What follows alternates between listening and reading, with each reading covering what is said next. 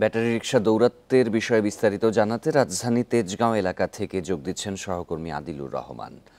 আদিলুর, এই নিয়ম ভেঙে সড়কে ব্যাটারি রিকশা দীর্ঘদিন ধরেই চলছিল, কিন্তু সম্প্রতি দেখতে পাচ্ছি যে চালকরা সংঘাতে জড়িয়ে পড়ছেন। এর কারণ মূলত কি, আর প্রশাসন এ বিষয়ে কি বলছে? বান্ডেল থাকলে প্রতি সেনমানিতে টাকা বাঁচবে। বিকাশ সেনমানি বান্ডেল কিনে জিতুন প্রতি লেনদেনে।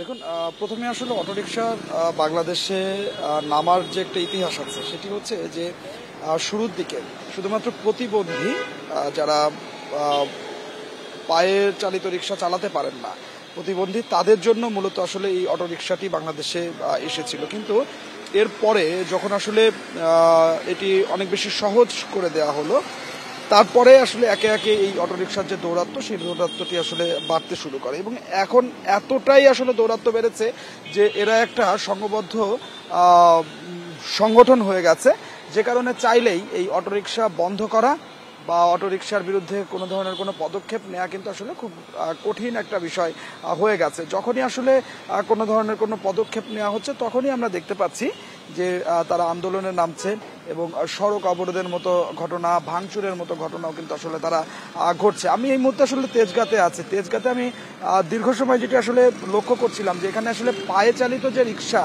এই রিক্সার সংখ্যাটি আসলে খুবই কম।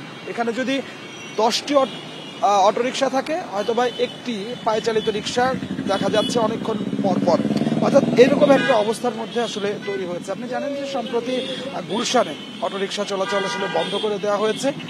গতকালকে ঢাকা উত্তর সিটি কর্পোরেশনের পক্ষ থেকে আরও একটি বার্তা আমাদেরকে দেওয়া হয়েছে, সেটি হচ্ছে যে আরও দুটি এলাকায় অটোরিকশা বন্ধ করে দেওয়া হবে। একটি হচ্ছে ফার্মগেট এলাকা এবং আরেকটি হচ্ছে মিরপুর 10 এলাকা, এবং বলা হচ্ছে যে এই দুটি এলাকাতে অটোরিকশা চলাচল অনেক বেশি এবং এই জায়গাগুলোতে আসলে নৈরাজ্য হচ্ছে, সড়কে বিশৃঙ্খলা হচ্ছে, সে কারণে এই দুটি এলাকায় বন্ধ করে দেওয়া হবে।